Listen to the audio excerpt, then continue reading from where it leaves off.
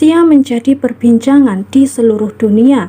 Ini terjadi setelah negeri yang dipimpin Vladimir Putin itu memutuskan menyerbu tetangganya, yaitu Ukraina. Mengingat Rusia dan Ukraina, ingatan akan langsung tertuju pada sejarah kedua negara yang dalam sama-sama merupakan bekas pecahan Uni Soviet.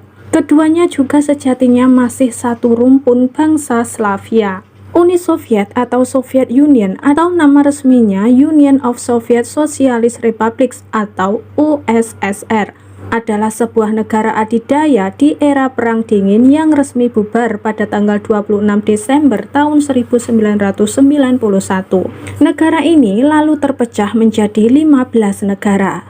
Sebagai negara komunis, Uni Soviet juga identik dengan palu arit, lambang yang juga masih digunakan negara-negara komunis lainnya seperti Korea Utara dan Cina.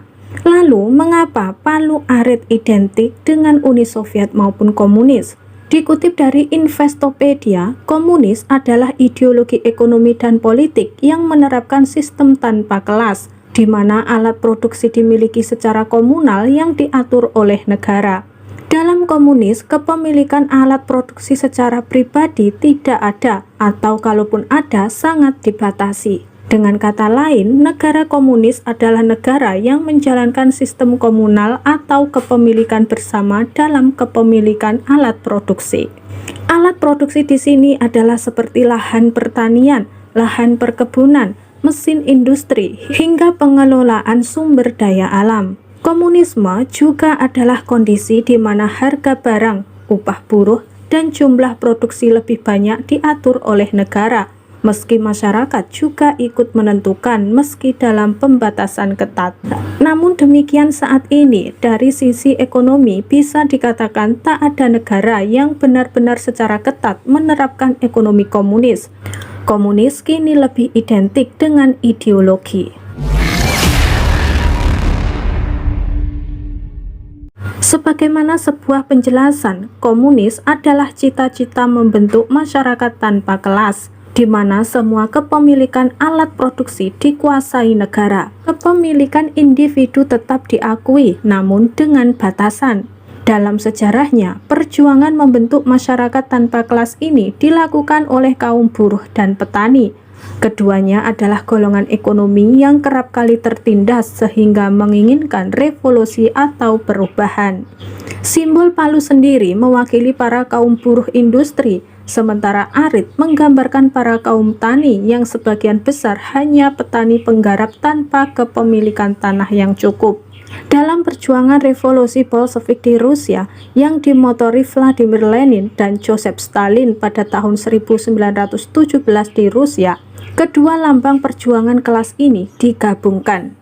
Kedua kelas di Rusia yakni petani, arit, dan buruh, palu bersatu menumbangkan kekuasaan Kekaisaran Rusia, Tsar. Pasca revolusi Bolshevik, lambang palu arit selalu diidentikan dengan pemberontakan dan perlawanan kelas. Kaum Bolshevik yang menguasai Rusia juga kemudian menggunakan lambang palu arit dalam bendera Uni Soviet. Revolusi ini rupanya dengan cepat menyebar dan mengilhami berbagai perjuangan kelas di banyak negara. Komunisme dengan cepat menyebar. Di Cina, komunis dengan palu aritnya diperkenalkan secara luas setelah kemenangan Partai Komunis Cina atau PKC, pimpinan Mao Zedong mengalahkan Partai Nasionalis Cina Kuomintang. Mao Zedong ingin menciptakan ekonomi Cina yang makmur dengan menggabungkan ide-ide ekonomi proletar dari Karl Marx, Lenin, dan Stalin. Pandangan yang terkenal dengan nama Maoisme itu pada dasarnya membawa Cina menjadi negara komunis gaya baru. Berbeda dengan ajaran revolusi Karl Marx yang menekankan kaum proletariat sebagai penggerak revolusi. Menurut versi Mao, pergerakan revolusi sejatinya berasal dari kaum petani, bukan kaum pekerja.